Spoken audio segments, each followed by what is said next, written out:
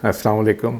मेरा नाम इम्तियाज़ रस्तगार है और इंजीनियरिंग के सेक्टर से ही मेरे और मैन्युफैक्चरिंग के साथ ही मेरा ताल्लुक़ रहा है सारी ज़िंदगी। और पिछले 43 साल से मेरी company Rastgar and company air compressors बेच भी रही है और सर्विस भी कर रही है, उसके स्पेयर भी कर रही है और उसके लिए ट्रेनिंग भी दे रही है और बहुत से काम हम लोग कर रहे हैं। तो एक ख़ास बैकग्राउंड के साथ मैं आपके साथ ये बात करने लगा हूँ कि ये जो यूज्ड कंप्रेसर है, पुराने कंप्रेसर्स हमारी मार्केट में काफ़ी फ्लड होते हैं, मुख्तलिफ़ मुल्कों से आते हैं और जो भी उनकी हालत होती है, क्योंकि उनकी कीमत कम होती है इसलिए लोग उसको ख़रीदते हैं और फिर उसके साथ अपना कारखाना चलाने की कोशिश करते हैं। तो कीमत तो उनकी कम होती है, लेकिन उसमें बेशुमार छोटी छोटी चीज़ें ऐसी होती हैं कि उनको पता नहीं कि इसके अंदर आजकल, क्योंकि इलेक्ट्रॉनिक्स भी बहुत आ रही है, हो सकता है कंट्रोलर में कोई प्रॉब्लम हो, कंट्रोलर के बगैर कंप्रेसर ने नहीं चलना। इसी तरीके से उसके मुख्तलिफ और कई पार्ट्स हैं जो कि जिनकी लाइफ ख़त्म हो चुकी है या ख़त्म होने के करीब है, तो उसका भी नहीं पता होता। वारंटी तो सिरे से होती ही नहीं है ऐसी चीज़ की।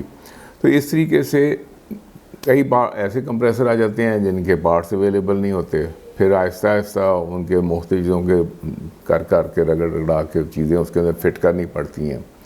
तो इस तरीके से काफ़ी सारी चीज़ें जो हैं वो पता नहीं होती, लेकिन हम लोग अक्सर वो सेकंड हैंड डीलर से उठा के ले आते हैं ये सोच के कि ये से हमारा काम चल जाएगा। काम तो चल जाएगा, लेकिन जिस चीज़ की समझ नहीं आती वो ये है कि कंप्रेसर की जो असली जो ख़र्चा कंप्रेसर का है वो उसकी कीमत का कम है जितना कि उसका बिजली का ख़र्चा है। कंप्रेस्ड एयर जो है वो बनाने के लिए आपको 7 गुना ज़्यादा बिजली देनी। अगर एनर्जी टू एनर्जी अगर आप उसका कंपैरिजन करें तो आपको 7 गुना ज़्यादा एनर्जी चाहिए, जितनी बिजली चाहिए उतनी कंप्रेस्ड एयर की एनर्जी बनाने के लिए। अच्छा, तो वो अगले 6 साल या 8 साल में असली पता लगेगा कि जो कंप्रेसर ख़रीदा गया था वो दरअसल कितने में पड़ा है। तो जिन लोगों ने ये कंप्रेसर बेचे होते हैं वो भी कोई बेवकूफ़ नहीं होते। वो टेक्नोलॉजी में जब भी उनको 3-4-5% की कोई बेनिफिट मिलती है नई मशीन में, तो वो पुरानी मशीन को निकाल के नई ले लेते हैं, क्योंकि वो वहाँ से उनको वो ज़्यादा उनके लिए फीजेबल होती है। बात यह है कि जैसे हम उर्दू या गुजराती में कहते हैं ना कि पड़ता खाता है। अगर आपको इकनॉमिक बेनिफिट है तो कीमत ऊपर नीचे की बात नहीं है। बेसिकली बात यह है कि आपको उसमें मुनाफा है या नुकसान है। तो लोग नई टेक्नोलॉजी इसलिए लेते हैं कि उसमें उनको फ़ायदा हो रहा होता है।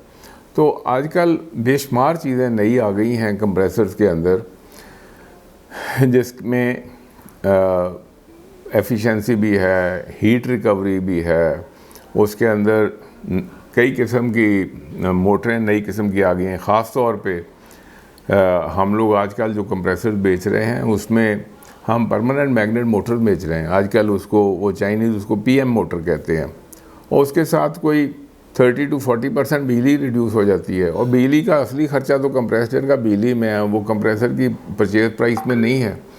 तो नई किस्म की मोटर्स आ गई हैं, नई किस्म की अंदर जो स्क्रूज़ और दूसरे हैं उसके अंदर बेशुमार इम्प्रूवमेंट्स हैं।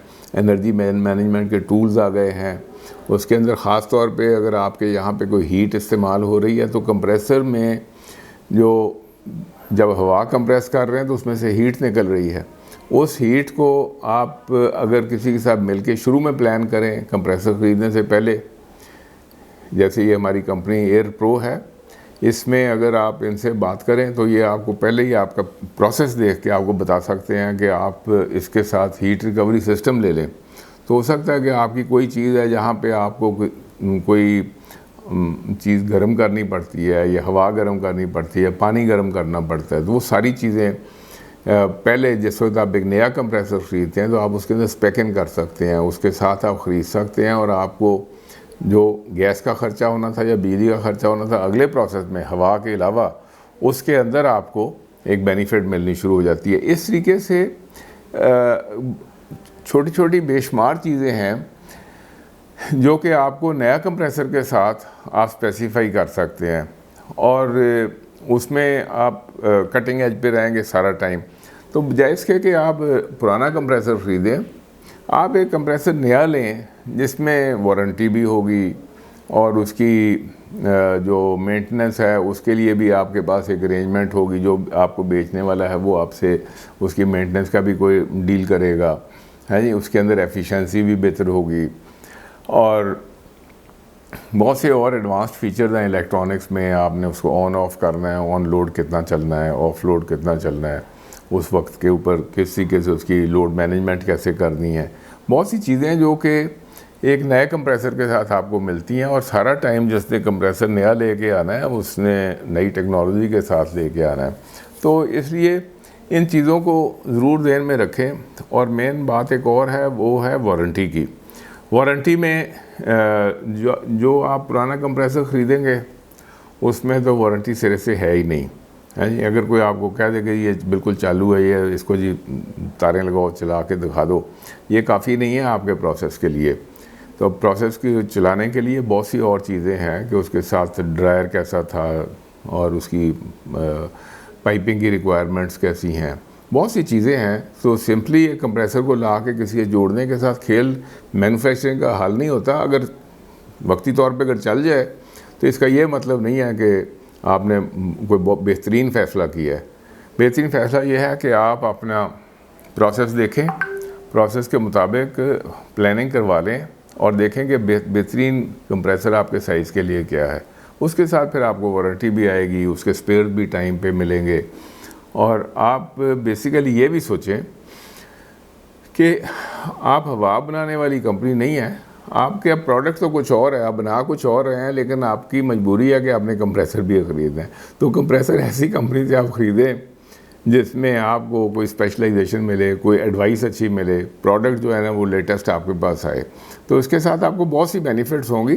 तो इसके ऊपर अपने ध्यान में रखें कि ये जब आप सेकंड हैंड मार्केट में जाते हैं, मशीनरी मार्केट में कंप्रेसर लेने के लिए, तो कोई बहुत बेहतरीन उसका आप समझें कि आपका वो बेहतरीन डिसीजन नहीं है।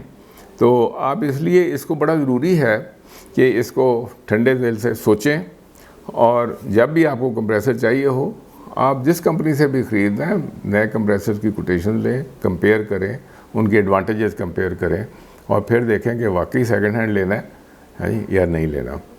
तो ये चंद चीज़ें मेरे तवज्जो में आ रही हैं क्योंकि बेशुमार सेकंड हैंड कंप्रेसर हमारी मार्केट में आ रहा है और वो कहीं ना कहीं जाके या तो किसी कबाड़खाने की ज़ीनत बनेगा या कि हमारी बिजली का जो बिल जितना हर रोज़ बढ़ रहा है उसके अंदर वो भी इजाफ़ा करेगा। तो इसलिए सोच समझ के डिसाइड करके आप एक डिसीजन लें ताकि आपकी कंपनी को इससे फ़ायदा हो। बहुत शुक्रिया। अल्लाह हाफ़िज़।